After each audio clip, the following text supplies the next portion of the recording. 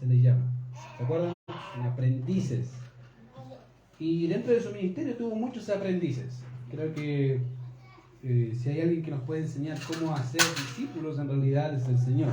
Tuvo bastantes aprendices, personas que le seguían por diferentes razones, ¿cierto? Pero siempre tuvo aprendices, que se les llamó discípulos. Posteriormente, cuando el Señor ascendió, ¿se acuerdan? Dejó establecidos 12 que fueron llamados apóstoles, ¿ya? Y que fueron los líderes, en realidad, podríamos decir, el fundamento de los apóstoles, o estos líderes que fueron guiados por el Señor mismo. Pero más y más, después que el Señor ascendió, una de las cosas que vemos es que cuando empezó el cristianismo como tal, no se le llamaba cristianos, ¿se acuerdan? No sé si recuerdan, pero se le llamaban los del camino. Ese era el apodo que el cristianismo tenía en sus primeros inicios, los del camino. Ya ahí tenía que ver obviamente por el camino que seguían, por la senda que seguían. Pero ya cuando llegamos a Hechos capítulo 11, una de las cosas que vemos es la primera vez que a los cristianos se les llama cristianos, en Antioquía. Ahí es donde el título como tal de cristianos se nos otorga a nosotros. ¿Y qué significa? Significa seguidores de Cristo o pequeños Cristos. Porque la realidad es que los cristianos eran, según se pensaba en ese tiempo, una secta judía. Y dice, ¿qué? Sí, se pensaba que era una secta más del judaísmo. Pero más y más esa tendencia se fue separando y los judíos dijeron, en realidad no son de nosotros. Y los creyentes decían, bueno, exactamente, no somos de ellos, somos algo distinto, somos seguidores de aquel que vino a morir, que vino a nacer, a hacer un ministerio y morir por pecadores como nosotros. Entonces de ahí sale el título cristianos, pequeños Cristos. Ahora lo interesante del título es que obviamente reflejan a quién que seguimos, ¿cierto? A Cristo, se supone que seguimos a Cristo. Pero una de las preguntas importantes que a veces me gusta hacer es, ¿qué tanto de Cristo conocemos? Generalmente las religiones de Medio Oriente, las sectas como tal, conocen a sus seguidores, digamos casi a pie de la letra, pero el cristianismo, ¿conoce a su Señor realmente? ¿O cuánto conoce de Él? Y ahí entramos en conflicto, porque generalmente, aunque somos llamados cristianos, creo que sabemos muy poco del Cristo. A tal punto que, digamos, casi ya rozamos la ignorancia, porque no conocemos realmente qué es lo que hizo, cómo lo hizo, qué pasó, en qué momento lo hizo, qué sucedió con su vida, qué pasó cuando era niño, qué pasó con estos evangelios que dicen que nos cuentan, comillas, o relatan la vida de la niñez del Señor, son inspirados, no son, y ahí empieza un conflicto interno en los cristianos, porque en realidad no conocen ni de Cristo ni de su palabra, y eso es algo serio. Entonces lo que vamos a ver, queridos, en este tiempo, y va a ser bastante tiempo, así que no me pregunten, ¿va a terminar como un burrito por ahí? ¿Ya mero llegamos? No, aquí va a estar otro tiempo estudiando la vida del Señor, y por la misma razón que les di, porque es necesario conocerlo. Por ende vamos a empezar y vamos a comenzar un estudio que se llama Armonía de los Evangelios, la historia del Señor, del Maestro. ¿Y qué significa? Que vamos a estudiar toda la vida del Maestro. Vamos a tomar todos los 4 evangelios y vamos a estudiarlos. Y vamos a poner en orden qué pasó, cuándo pasó, dónde pasó cada cosa. Ahora, y se lo digo, ¿por qué? Porque en realidad a veces uno está tan acostumbrado a ciertas imágenes que se nos enseña, sobre todo en Navidad, en Año Nuevo, en otras temporadas, acerca de la vida del Señor, que pensamos que es así, y no es así. Una de las postales más conocidas por la gente es el niño Jesús en un pesebre con los reyes, ¿cierto? Cuando en realidad no era así. Ya Jesús para ese tiempo tenía por lo menos 3 años, mínimo, 2, 3 años. Entonces pensarlo en un pesebre, tampoco creo que haya sido un pesebre, lo más seguro que ya hubiese estado o gateando o caminando, ya dando sus primeros pasos de infante. Entonces uno piensa, qué tierna la foto, sí, pero es tierna, pero no es real. En realidad los reyes no fueron los primeros que llegaron, fueron los pastores.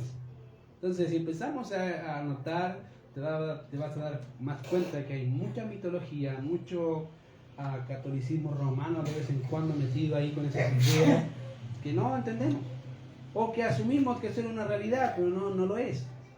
Entonces, como dije, vamos a comenzar a estudiar cronológicamente la vida del Señor, desde el principio hasta el final. Así que lo que vamos a ver hoy día son las fuentes preliminares. Ya básicamente la idea es contestar una pregunta: ¿cuáles son las bases en las que descansa la fe de los creyentes? ¿En qué descansa la fe en este caso de Lucas, o de Mateo, o de Juan? ¿En qué descansaba su fe? Generalmente uno piensa en la fe como algo abstracto, querido, como que voy sin saber a dónde voy. Para los hermanos de aquella época la fe no era así. Ellos sabían perfectamente lo que creían y por qué lo creían. Una fe robusta, seria. No es una fe mística, era real. Y vamos a ver los tres, básicamente las bases de las que descansa la fe de los creyentes. Y en primer lugar, la fe descansa sobre la base de la historia. Y vamos a estar viendo eso. La fe descansa sobre la base de la historia. Mira lo que dice Lucas capítulo 1, verso 1. Dice ahí Lucas, capítulo 1, verso 1, dice: puesto que ya muchos han tratado de poner en orden la historia de las cosas que entre nosotros han sido ciertísimas. Entonces, lo primero que Lucas va a hacer es hablar de historia. Ahora, cuando comenzamos a leer generalmente sobre todo este texto, no prestamos atención a los detalles, no prestamos atención a las palabras. De hecho, la leemos rápido y no nos percatamos en realidad de la información que Lucas quiere que entendamos. En este caso, quiere que Teófilo entienda. Deben entender que Teófilo posiblemente era una persona de reputación y él estaba siendo instruido, fue instruido por los apóstoles, pero Lucas dice: mira, te voy a explicar cómo es la vida del Señor, su ministerio, su muerte y qué pasó después. De hecho, Lucas y Hechos fueron, el Evangelio de Lucas y el libro de los Hechos fueron escritos por el mismo autor. En otras palabras, él tiene el tomo 1 y el tomo 2. Si quieres saber de historia, ahí está. Y Lucas se propone a explicarle a Teófilo sobre las bases de su fe, el fundamento de su fe. Y por eso empieza hablando de esa forma. Entonces, obviamente, cuando leemos la introducción del libro de Lucas, la realidad es que Lucas está queriendo guiar, como dije, a Teófilo a lo que era la fe en Cristo y cómo era. Y no hay mejor lugar donde comenzar sino, obviamente, con Cristo. Si quieres saber acerca de la fe de Cristo o qué significa creer en Cristo, tienes que empezar hablando por Cristo. Si no entiendes quién es Cristo, olvídate. Puedo enseñarte cualquier otra doctrina, pero si no conoces quién es Cristo, queridos, estamos perdidos. La base del cristianismo radica básicamente en dos grandes ramas. Una es la Trinidad, segundo, quién es Cristo. Y para ello hubieron siglos de discusión acerca de esas dos grandes doctrinas, la Trinidad y quién es Cristo. Diría que casi al tercer siglo, la misma discusión, quién es Cristo. ¿Por qué? Porque si no sabes quién es Cristo, no tienes idea del Evangelio. No sabes qué es el Evangelio. Entonces, Lucas va a instruirnos acá, está a interiorizarnos en la base de la fe que él tiene y que Teófilo debería tener. Así que lo que hace Lucas es comenzar y establecer el contexto de la situación del cristianismo primitivo. Ahora, investigar cómo fue que ocurrieron los hechos de la vida del Señor, consultando con aquellos que estuvieron con él. ¿Ya? En otras palabras, con evidencia presencial fidedigna. Y eso es lo que hace, de primera mano, y con eso llevar a Teófilo a un conocimiento más acabado de la persona del Señor. Ahora, fíjense que Lucas, aunque se le reconoce como el médico amado, muchos teólogos dicen que Lucas es historiador nato. Si tú no quieres ver a alguien, un historiador de la época del Señor, Lucas es preciso. Se nota. Se dedicó a hacer un trabajo investigativo de alto rango, de alta calaña. En realidad, él se dedicó a buscar a las personas que estaban ahí. Y preguntar, y preguntar, y preguntar. Y con eso, como dije, llevar a Teófilo a que conociera en realidad qué pasó con el Señor. Ahora, si consideramos el contexto primitivo, una de las cosas que Lucas nos dice es que ya habían escritos o personas que podían hablar acerca de la vida y ministerio del Señor para su tiempo. Y eso lo dice ahí, dice, muchos han tratado de poner en orden la historia. Fíjate. Ya con eso te dice algo, te está diciendo, hay personas que han hablado de la vida del Señor, que saben de la vida del Señor, y que han tratado de exponernos, básicamente, quién es Cristo. Posiblemente para ese tiempo ya estaban los evangelios de Mateo y de Marcos. De hecho, si tú haces un análisis de comparación, casi más del 50% de lo que está escrito en Marcos sale de Mateo. Entonces, para esa época, ya Lucas tenía posiblemente dos aportaciones extras. Una, posiblemente Marcos directamente, y Mateo. Entonces, él dice, mira, voy a dedicarme a investigar. Y dice, ya muchos han tratado de poner la historia en orden, han tratado de contarnos acerca de quién es el Señor. Aunque con eso no hace ninguna alusión a algún tipo de material, obviamente sacado de estos evangelios. Bien pudo haberlos revisado o pudo haber entrevistado a personas que tuvieran una relación estrecha con el Señor y así poder compilar su escrito. Ahora, fíjate que la palabra que aparecen muchos ahí en el texto, no creo que solamente haya tenido un marco básicamente limitado, hablando de un número preciso de, no sé, digamos, los apóstoles, solo ellos, no. De hecho, lo más seguro es que haya sido más grande el número de personas a las cuales posiblemente Lucas acudió para poder tener su información. De hecho, fíjate que en 1 Corintios capítulo 15, ¿te acuerdas qué aparece ahí? Pablo hablando de los Corintios, mira lo que dice ahí, si quieres acompañarme y sacar conclusiones conmigo. 1 Corintios 15, verso 1 dice, además os declaro, hermanos, el evangelio que os he predicado, el cual también recibisteis y en el cual también perseveráis, por el cual asimismo retenéis la palabra que os he predicado, sois salvos, si no creísteis en vano. Verso 3. Porque primeramente os he enseñado lo que asimismo recibí, que Cristo murió por nuestros pecados conforme a las Escrituras, y que fue sepultado y que resucitó al tercer día conforme a las Escrituras. Y fíjate, presta atención. Y que apareció a Cefas, o sea, a Simón, Pedro. Y después a los 12.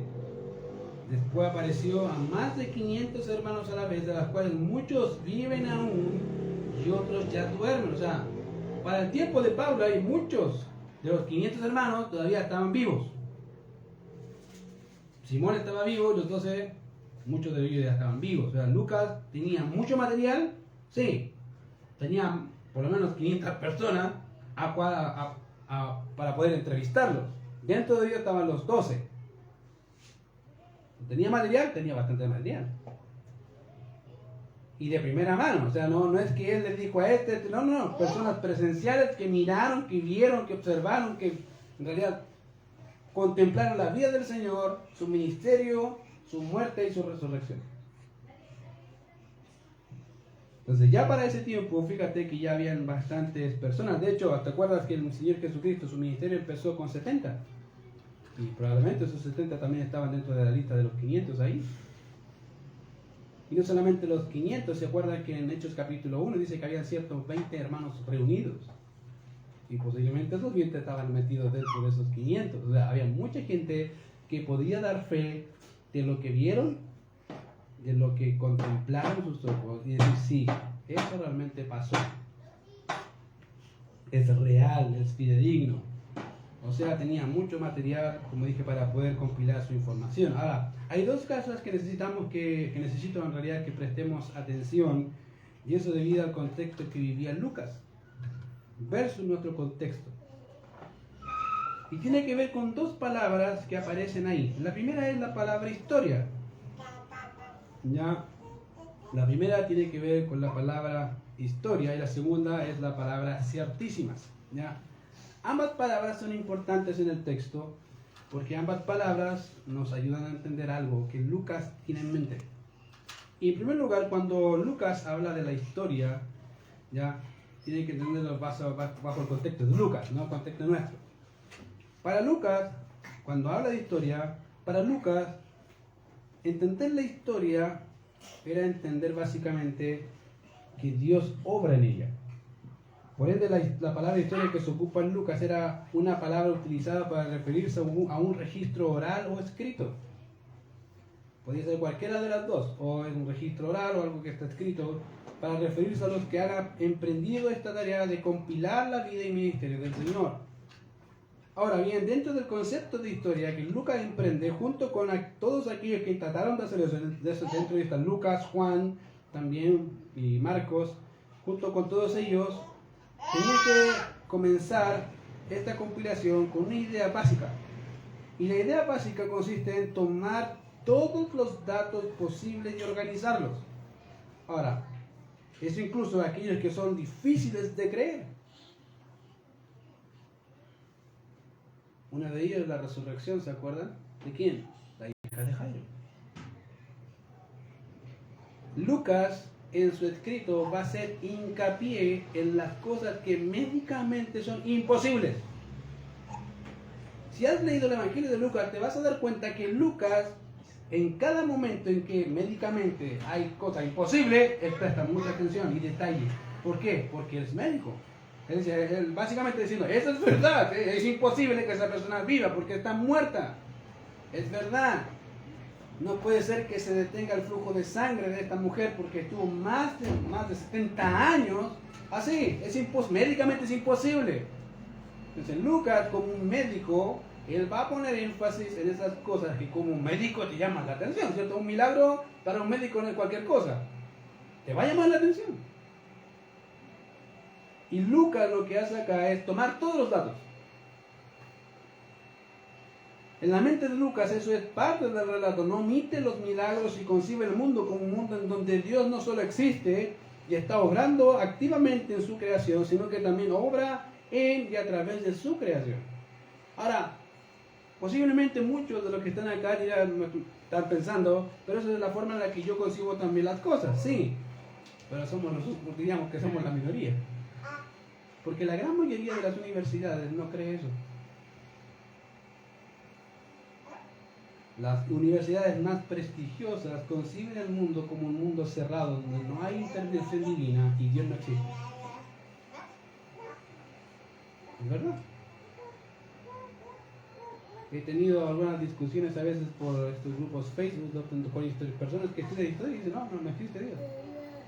No hay una concepción de Dios en la historia, al contrario, el hombre básicamente surge del Big Bang y empieza a aplicar sus teorías medias raras, pero no tienen un principio donde Dios se interactúa en su creación y a través de su creación, sino que vino al mundo con una perspectiva cerrada donde Dios no existe o Dios simplemente dejó al mundo y se fue, y esa es su forma de ver el mundo, es su forma de ver la historia.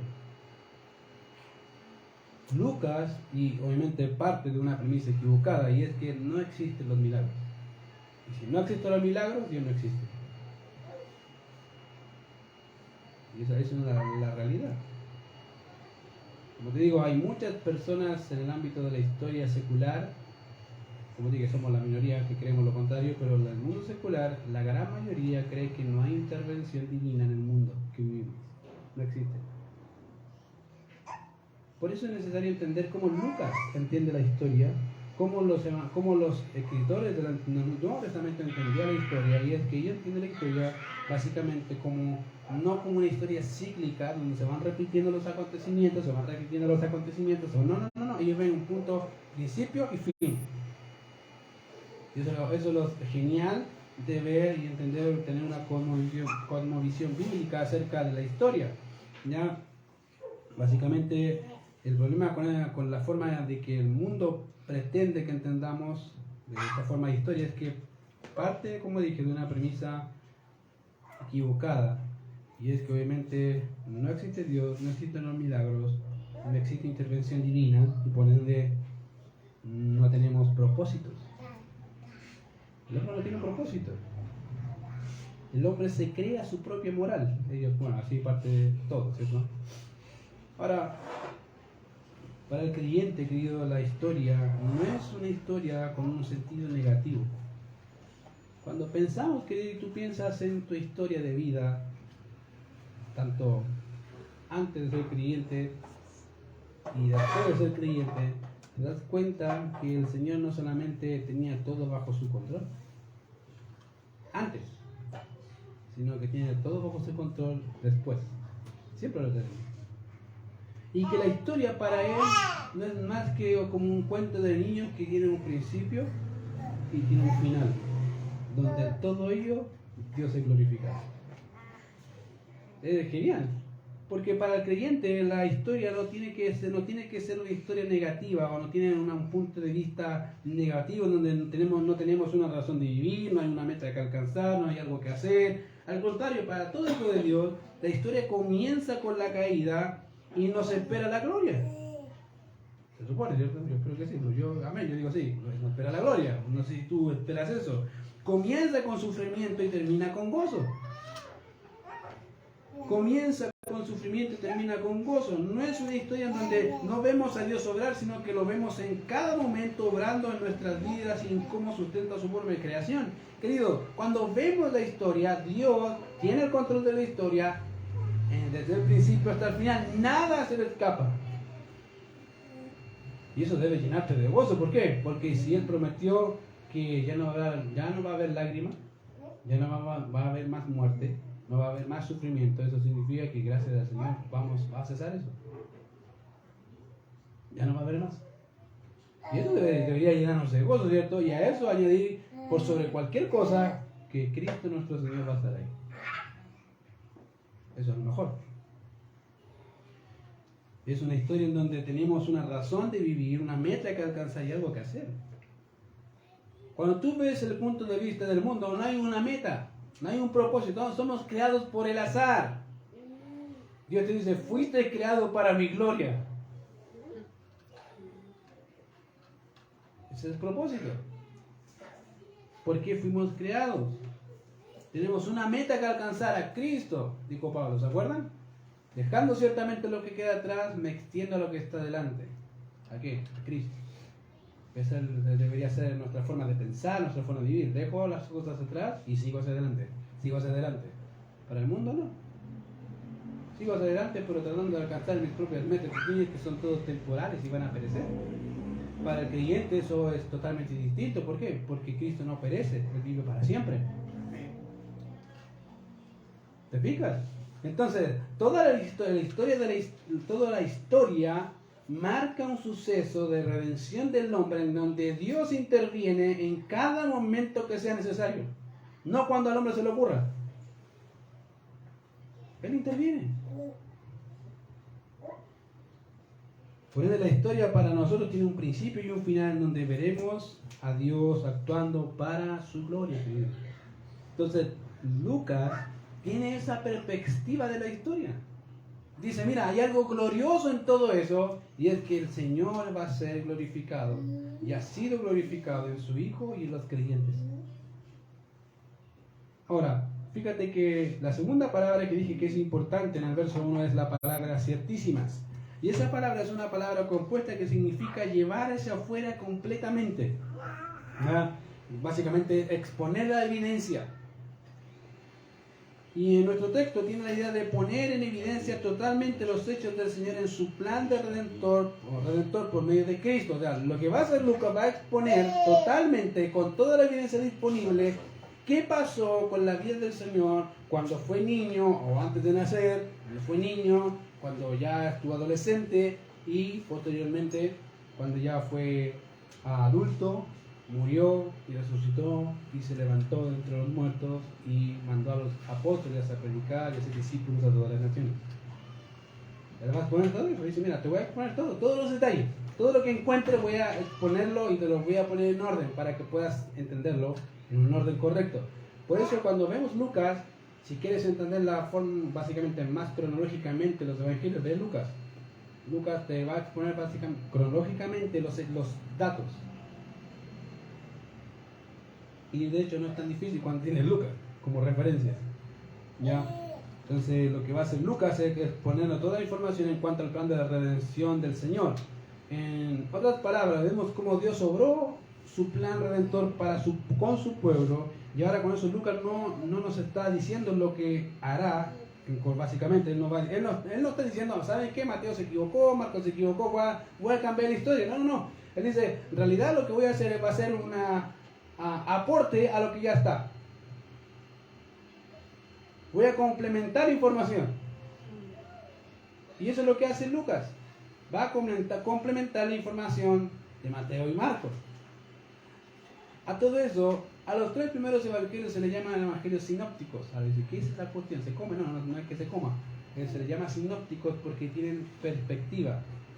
Básicamente, cada uno de ellos ve el mismo acontecimiento de diferentes perspectivas. Dice, ¿cómo es eso? Ejemplo. Cuando hay un accidente, ¿cierto? Y viene una investigación, o cuando hay un asesinato o un evento de este tipo que tiene que ver con la historia, lo primero que hacen es investigar, ¿cierto?, el cuerpo o el acontecimiento como tal, y después van de casa en casa o a las personas del sector alrededor que vieron posiblemente el acontecimiento. ¿Para qué? Para saber con más precisión qué pasó. Entonces empiezan a preguntar, ¿qué viste tú? No, yo vi que el auto de allá venía hacia acá y se asaltó el pare. Otros decir, no, en realidad el que estaba acá no vio el pare y el otro llegó y tampoco dio el ceder del paso. Ah, entonces había un pare y hay un ceder del paso. Sí, Y otros decir, no, en realidad fue una bicicleta que se cruzó entre los dos y chocaron. Y dice, ¿cómo? Y ahí empiezan, ¿qué? A compilar la información y a hacer la historia. Empiezan a decir los datos. Estos son los datos. Hay algo aquí que probablemente no calza. Y empiezan a averiguar. Entonces, lo que hacen los evangelios básicamente es esa idea. Por eso se llama sinópticos. Porque van a mostrarte diferentes perspectivas del mismo acontecimiento. Ejemplo, el endemoniado de Gadara. ¿Cuántos endemoniados habían? Uno dice 2, otro dice 1, ¿cierto? Sí. Claro, ¿cuál es el correcto? La pregunta. Los dos son correctos. La pregunta es, ¿cuántos se convirtieron si habían 2? Una pregunta, se supone que uno, o empieza, o de veras, 1 o 2. Estaban 2, ¿cuántos le siguieron de los 2? Entonces uno empieza a decir, ¿viste? Empieza a juntarlos a los hechos. Una vez a la idea de la armonía de los evangelios, tomar los hechos y decir en qué pasó con los detalles. ¿Ya? Y eso es lo que va a hacer Lucas. Acá vas a añadir detalles a los evangelios que ya existen y así poder complementar la información que ya se tenían a la mano. Ya no es la idea de corregirlos.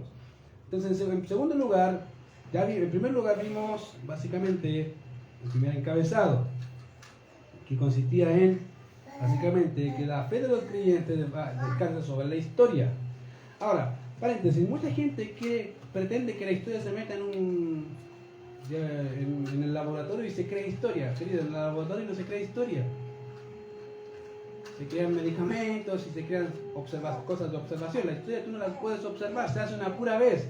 Lo que tú tienes que hacer es tomar la información que tienes más fidedigna y poder compilar la información y decir qué pasó. Pero tú no puedes meter la historia en un laboratorio. Ya, entonces, la fe del creyente descansa en primer lugar sobre la historia. Segundo, descansa sobre las bases de testigos. Y mira lo que dice en este caso Lucas sobre los testigos, verso 2. Tal como nos lo enseñaron los que desde el principio lo vieron con sus ojos y fueron ministros de la palabra. Ahora, habiendo considerado como el verso 1, ya como básicamente la historia o las fuentes de los testigos, acá Lucas nos presenta testigos presenciales. De manera que esto nos proporciona el tipo de historiador que era. En realidad Lucas era un historiador serio, no va a inventar un juego, no va a inventar una historia, sino que va a dedicar su tiempo a poder buscar a las personas. No era un historiador que se inventaría algo así, sin primero corroborarlo con la evidencia de testigos oculares. Ahora, deben entender que la ley judía decía que si alguien decía falso testimonio en contra de alguien, ¿qué le pasaba? Moría. Toda información debería corroborarse con ¿cuántos testigos? 2 o más testigos, mínimo 2.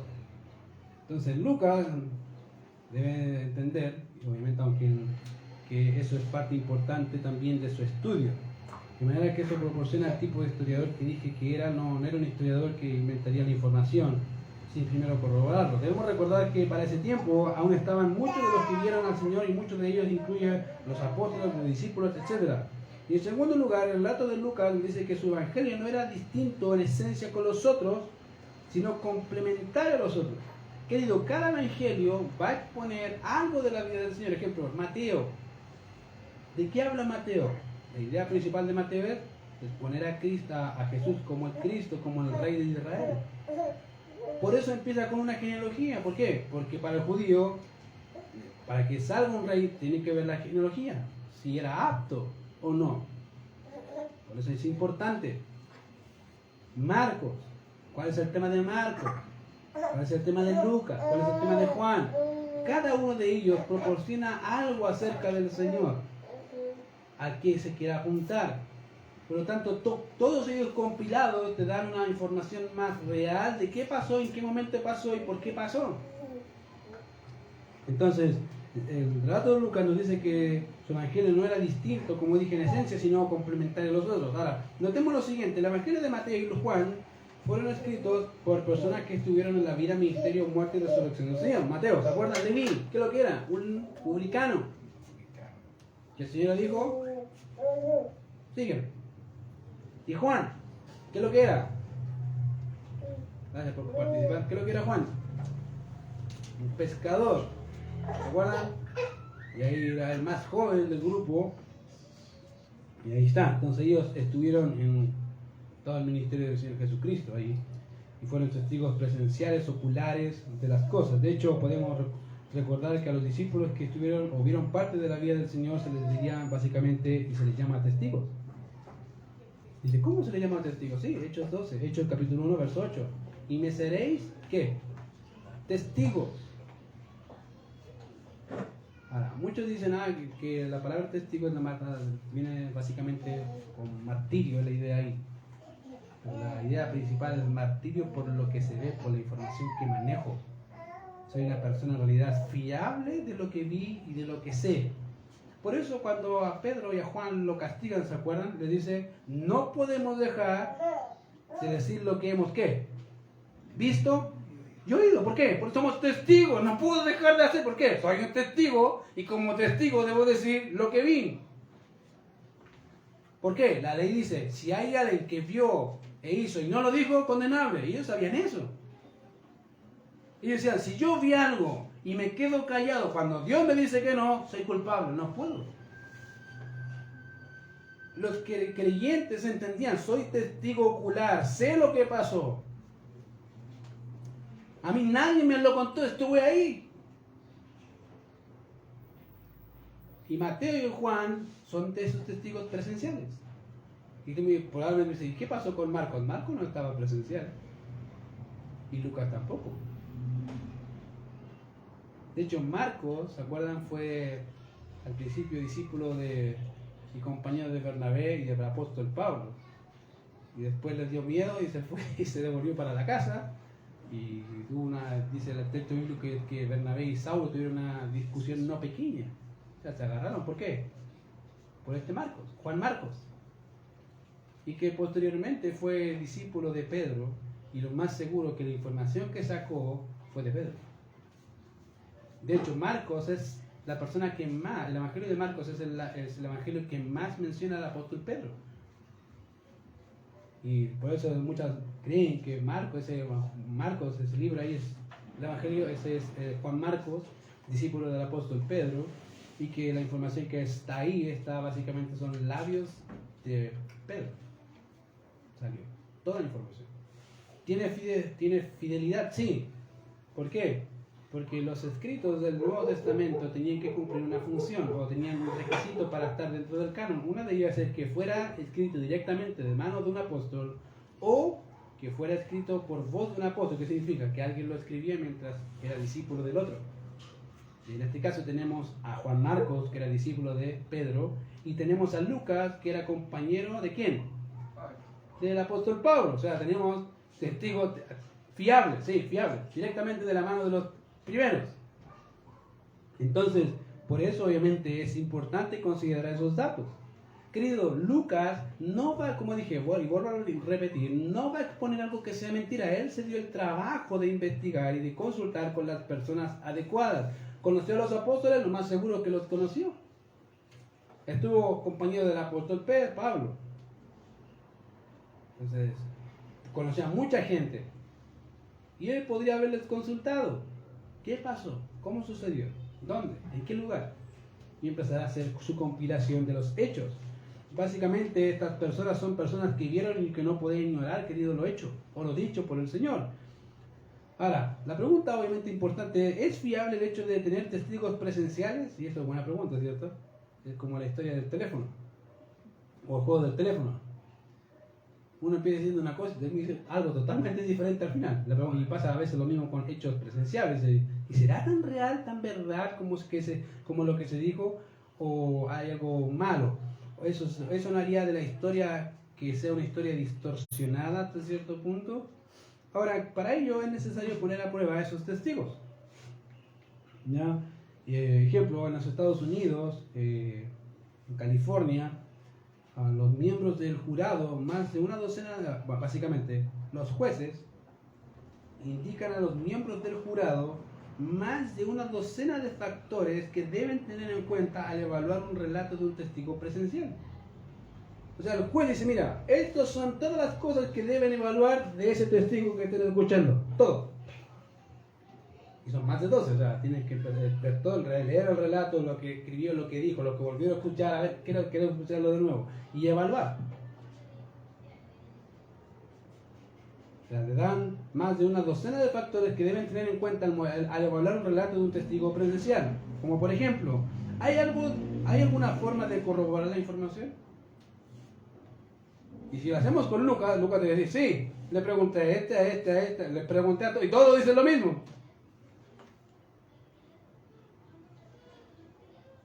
Otra pregunta, ¿sus testimonios fue cambiado con el tiempo?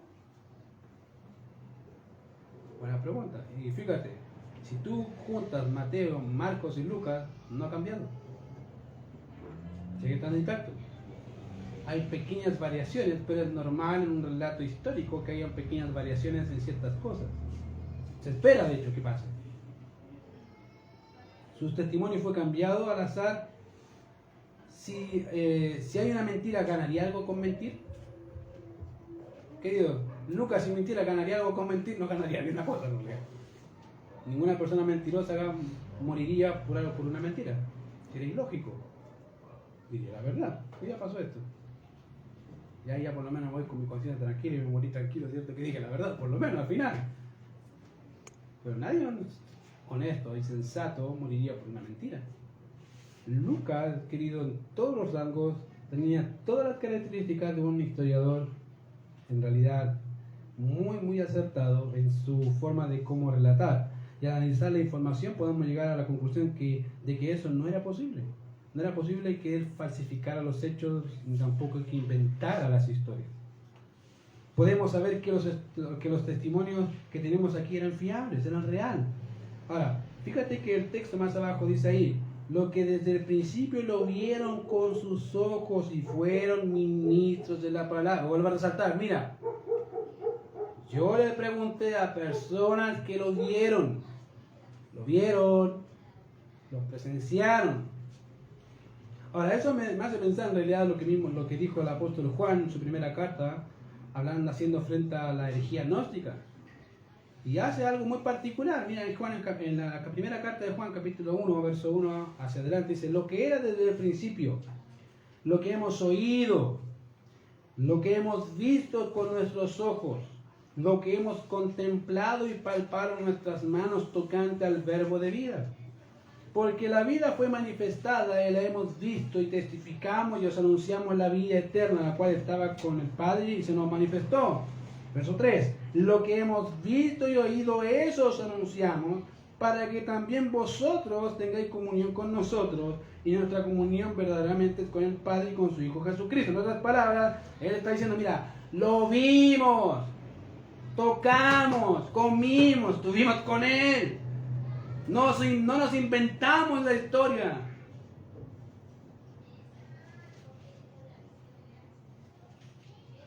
Fue algo real. De hecho, si tú ves la carta, si se notas bien, hay expresiones que se repiten. Ejemplo, lo que hemos oído y lo que hemos visto con nuestros ojos. Verso 1. Verso 3.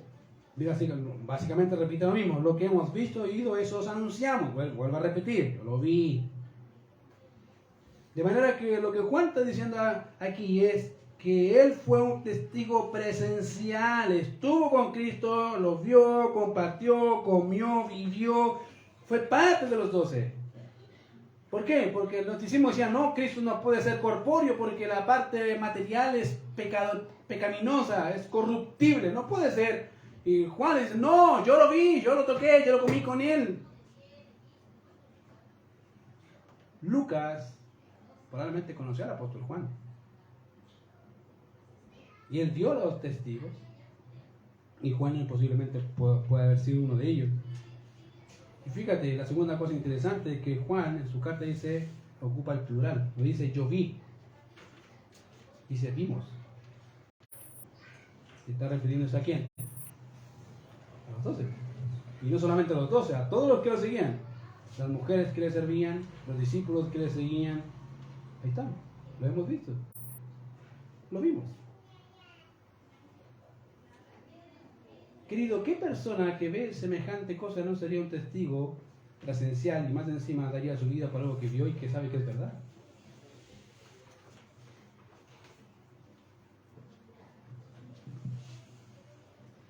De manera que la expresión enseñaron y fueron ministros de la palabra puede hacer referencia a los discípulos en términos generales, pero particularmente a los apóstoles, como podemos decir básicamente lo siguiente.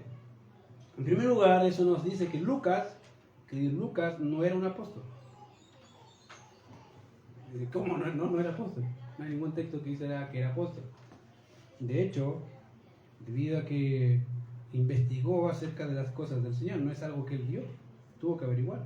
¿Cómo dice? Y tú dices, ¿cómo sabes que investigó? Verso 3. Capítulo 3 de Lucas dice que él investigó. Mira, Lucas capítulo 1, verso 3. Mira ya. Lucas capítulo 1, verso 3.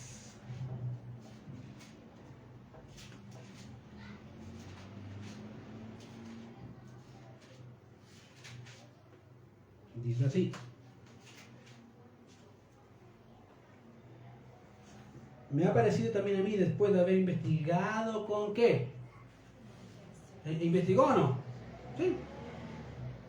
O sea, él no era un testigo presencial. Por lo tanto, no era apóstol. Dice, ¿cómo no era apóstol? Porque, obviamente, Hechos, capítulo 1, dice que para escoger a los apóstoles, ¿qué tenía que hacer? Tenía que haber participado del ministerio del Señor. Mira Hechos, capítulo 1, para que corrobores que no te estoy mintiendo. Que estoy diciendo la verdad. Hechos, capítulo 1, mira lo que dice ahí.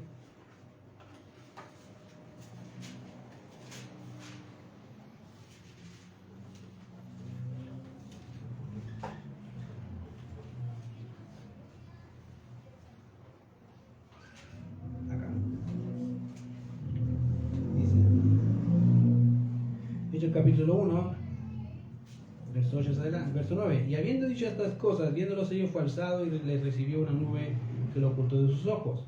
Y estando ellos con los ojos puestos en el cielo, entre tanto que él se iba, y aquí se pusieron junto a ellos dos varones con vestiduras blancas, 11, los cuales también le dijeron, varones galileos, ¿por qué están mirando al cielo? Este mismo Jesús que ha sido levantado, tomado de vosotros al cielo, así vendrá como le habéis visto al cielo. Verso 12. Dice, entonces volvieron a Jerusalén desde el monte que se llama del Olivar, o de los Olivos, el cual está cerca de Jerusalén, camino de un día de reposo. De entrados subieron al aposento alto donde moraban Pedro, Jacobo, Juan, Andrés, Felipe, Tomás, Bartolomé, Mateo, Jacobo, hijo de Alfeo, Simón el celote y Judas, hermano de Jacobo. Todos estos perseveraron unánimes en oración y ruego con las mujeres y con María, la madre de Jesús, y con sus hermanos. En aquellos días Pedro se levantó en medio de los hermanos, y los reunidos eran como 120 en número.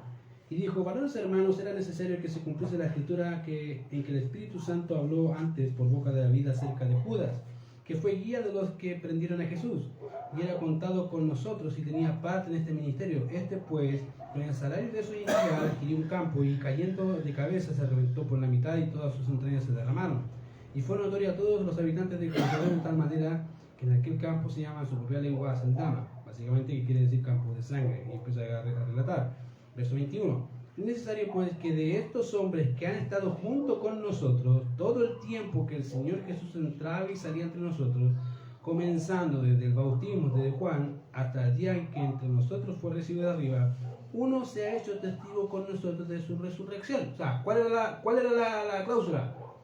La persona que era apóstol, que iba a estar aquí, tenía que estar desde que el Señor se bautizó hasta que el Señor ascendió. ¿Lucas estuvo ahí? No. Lucas no era apóstol. Lucas era un médico amado por Pablo, investigador, pero no era apóstol. ¿Ya? En segundo lugar, la información de Lucas nace de la investigación cuidadosa de estos testigos presenciales, a la que Lucas se destinó, guiado por el Espíritu Santo, a recopilar la información. Y en tercer lugar, eso nos dice que Lucas, al estar cerca de un apóstol como es Pablo, al igual que Marcos, eso hace de su escrito un escrito fiable, que dice la verdad. Si bien Lucas tuvo acceso a este tipo de información acerca de la vida del Señor por medio de estos testigos, él nos dice, me ha parecido a mí, dice él. O sea, me ha parecido bueno hacerlo, esa es la idea. Me ha parecido apropiado también a mí, después de haber investigado con diligencia todas las cosas desde su origen, escribírtelas por orden, oh excelentísimo Teófilo.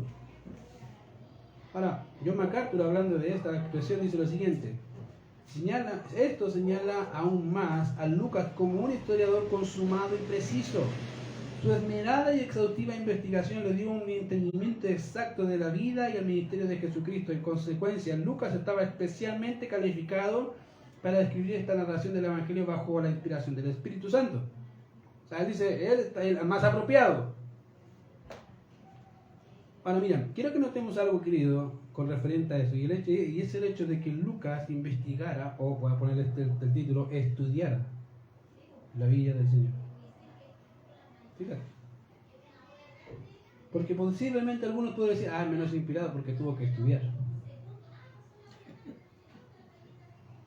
Y error. Puede ser. No, es que no le vino la iluminación. No, la revelación directa. No le vino. Tuvo que hacer su tarea. Pero querido, eso no descarta de ninguna manera el hecho de que Dios le guió. Querido, a veces la gente tiene conceptos equivocados de lo que es la iluminación, de lo que es la revelación. Tiene conceptos equivocados. Y aquí vemos dos conceptos importantes, diría casi tres. Una, vemos que Dios le ayudó, le reveló más información, posiblemente sí. Pero vemos principalmente que Dios iluminó a Lucas para poder compilar la información y ordenar la información. Y entender la información. Eso es iluminación. Es lo mismo que hace un pastor en la actualidad, que tiene que estudiar cuidadosamente cada palabra que está diciendo, por qué lo dice, a dónde lo dice, para qué lo dice, y cómo lo hago que la entienda la gente, lo entienda. Es la misma idea. Pero eso no lo hace a Lucas menos inspirado que Mateo. ¿No? ¿Por qué? Porque básicamente Dios en su inspiración dejó la personalidad del escritor intacta. ¿Cómo es eso? Sí. A veces creo que la gente tiene ese concepto de revelación casi como una máquina. Como que Dios tomó un hombre y dijo, ya, tú eres una máquina de escribir, escribe. Ahí está escribiendo. Le anula su personalidad, le anula todo lo que lee y lo ocupa básicamente como un lápiz donde Dios lo toma y lo suelta cuando deja de escribir. Y querido, eso es un error. Esa se le llama la teoría del dictado. En realidad lo que Dios hizo fue tomar un hombre con su propia naturaleza, sus propias características personales, sin anularlos, y tomar a ese hombre y guiarlo para que su escrito quedara tal cual Dios quería, sin anular su personalidad. Así, ¿cómo hace eso? Bueno, no tengo idea, es Dios. Dios sabe cómo hace eso. Eso no significa que siempre lo hizo así. A veces Dios dictó. Dice, ¿cómo es eso? Con Jeremías, ¿se acuerdan? Dios le dice, Jeremías, toma un rollo y escribe. Y es más seguro que Jeremías iba guiado por el Espíritu Santo diciendo cada cosa, cada relato, y después que se lo presó al rey, el rey lo pescó, lo rajó y lo tiró al fuego, ¿se acuerdan? Y Dios le vuelve a decir a Jeremías, Jeremías, vuelve a escribir, pero ahora vas a añadir más. Entonces, hay a veces que Dios hizo algo como el dictado, hasta cierto punto sí, Pero la gran mayoría de veces no lo hizo así. El Dios guardó y guió la personalidad del escritor y dejó su mensaje al estilo del escritor. Y eso es lo impresionante, porque cuando tú ves el texto bíblico vas a encontrar diferentes personas escribiendo de diferentes formas. Moisés es muy diferente a cómo escribe Pablo. Pablo es muy diferente a cómo escribe Juan. Juan es muy diferente a cómo escribe Pedro. Son personas, ¿por qué? Porque son personas diferentes. Pero Dios guardó, en este caso a Lucas, lo guió y le ayudó, obviamente guiado por el Espíritu Santo, a mantener su revelación, a guardar, a escribir y a registrar todo. Y eso es lo interesante, querido, que fíjate, el hecho de que Lucas investigara no anula la otra parte. Ahora, ¿eso qué nos dice? Que tenemos que estudiar. Tienes que estudiar Biblia, tienes que leer. La forma en que Dios en la actualidad te enseña, te estudia, te guía, te ayuda a recordar. Ahora, esa es una cosa que siempre quiero animarte a estudiar Biblia. Estudia, lee lo que más puedas. Eso de que a qué te ayuda a conocer más de tu Señor. Entonces, en este caso tenemos a Lucas, que nos va a guiar con este registro, obviamente, con fidelidad acerca de la vida del Señor. Verso 4, para que conozcas, ¿cuál es el propósito de que Juan escribiera eso? Lo bueno es que está escrito, dice ahí, para que conozcas bien la verdad de las cosas en las cuales has sido instruido. Querido, el fin de Juan, de Lucas, perdona, que Teófilo conociera, ¿qué? Bien. Con la mayor exactitud posible. Todos los hechos del Señor. Todos. No algunos o los que más les gustaban, no, todos. Incluso aquellos difíciles y duros. En el transcurso de lo que vamos a estudiar, querido, probablemente te va a pasar que tú vas a pensar, ¿y el Señor era así, tan duro? Sí. A veces fue bastante duro. No solamente con aquellos opositores, sino a veces con sus discípulos.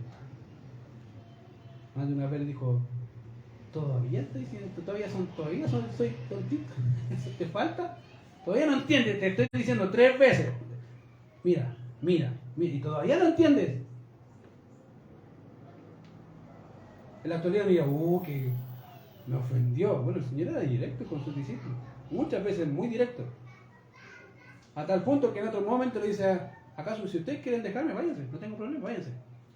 Y el Señor le dijo, Pedro dijo, aquí iremos. ¿Te acuerdas? Tú tienes palabras de vida eterna. Y el Señor fue directo. Querido, a veces creo que tenemos a un Cristo pintoresco. Casi sin personalidad y todo amor. En realidad, a veces el Señor fue muy duro. Muy duro. Y eso le ayudó aquí a formar a sus 12.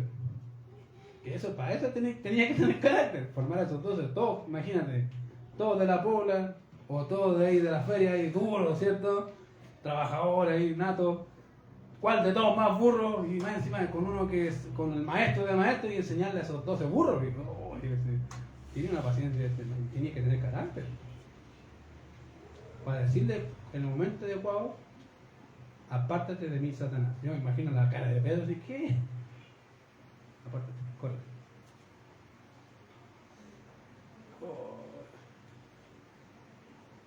Querido, a veces, como dije, creo que tenemos una imagen pictoresca de quién es el Señor.